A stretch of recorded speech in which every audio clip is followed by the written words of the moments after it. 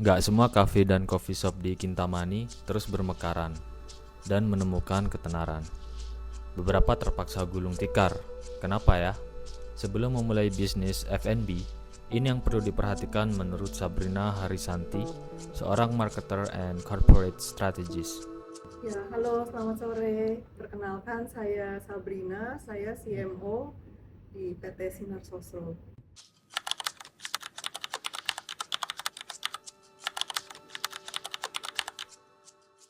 Penolakan itu pasti ada karena kita tidak bisa membuat happy setiap orang kan ya, sama di dalam kehidupan.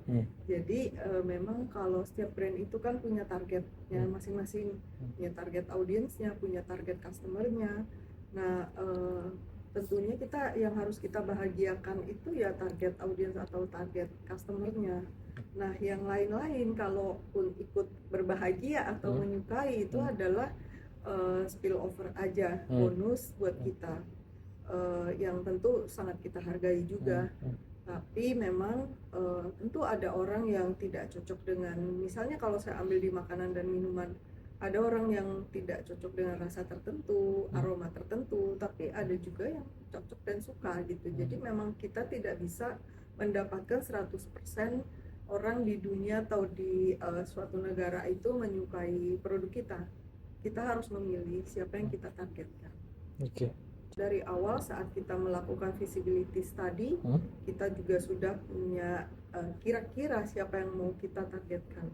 Kemudian dari situ ya tentu kita harus understanding dulu consumernya siapa, understanding mereka dengan mendalam sehingga kita tahu apa terbaik yang bisa kita berikan.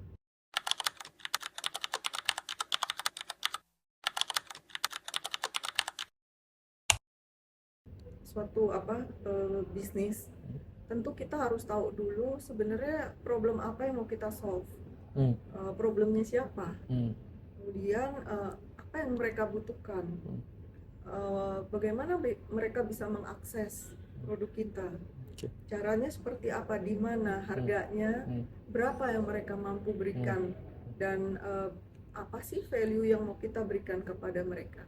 Jadi banyak banget yang harus kita persiapkan.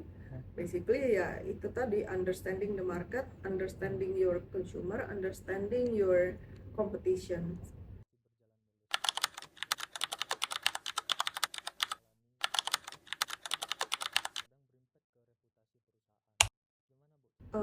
Setiap di dalam setiap krisis saya rasa perlu kita memberikan empati dulu kepada konsumen kita, kepada pihak-pihak yang mungkin terdampak gitu.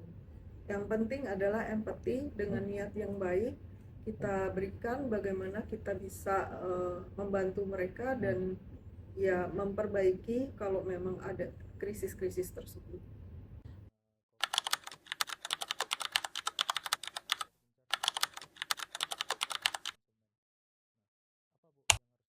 Ya saya rasa bukan hanya event ya, semua bisnis tidak bisa terlalu spekulatif juga.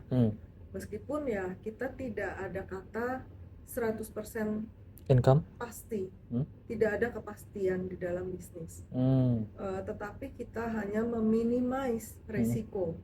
Nah, menurut saya bagaimana cara meminimize resiko, ya tadi kita harus tahu dulu mau kemana, siapa yang ditargetkan, apakah mereka tertarik dengan produk kita atau tidak, kemudian berapa banyak sih mereka ini, dan berapa sih biaya yang harus kita keluarkan untuk menjangkau mereka, dan at the end of the day ya itu hitungan bisnisnya akan terjadi. Nah, sebelum kita ada hitungan bisnis yang kira-kira mendekati, belum sempurna, tidak ada yang sempurna ya, tapi kira-kira probability-nya paling besar, ya jangan lakukan kalau belum ada keyakinan itu. Ya meskipun memang kadang-kadang sebagai pengusaha banyak gut feel, tidak hanya bisa 100% kita mengandalkan data, dan data itu mahal. Cuman kita tetap harus punya informasi yang cukup gitu, dan punya perhitungan yang baik.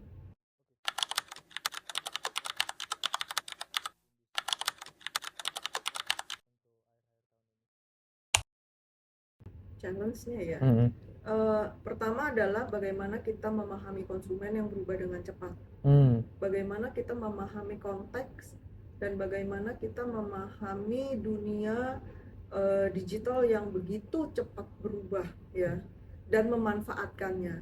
Jadi belajar saat ini itu harus jauh lebih cepat daripada zaman saya dulu untuk belajar gitu. Jadi saya sendiri pun masih berusaha untuk mengejar, untuk catch up dengan segala perkembangan digital, perkembangan dunia AI, bagaimana kita bisa memanfaatkannya. Jadi saya kira itu semua sih yang harus kita perhatikan.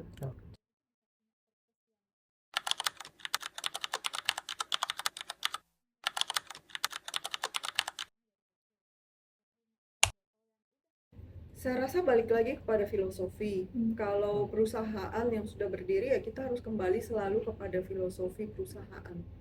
Filosofi perusahaan itu yang menuntun kita semua sebenarnya kemana gitu. Banyak kesempatan yang bisa kita ambil di luar sana, tetapi belum tentu cocok dengan filosofi kita. Jadi dengan demikian menurut saya tidak semua opportunity bisa kita ambil juga, tetapi kembali lagi kepada filosofi. Nah, bagaimana kita tahu purpose-nya? Kita harus menggali filosofi tersebut, kemudian kita harus melihat kembali lagi problem apa sih yang saya solve dengan produk saya. Gitu. Apa yang ingin saya berikan kepada konsumen saya? Apa yang paling bermakna bagi mereka? Nah, dari situ kita akan bisa mendraw satu conclusion, ternyata saya hadir di dunia atau brand ini hadir di dunia ini untuk ini gitu.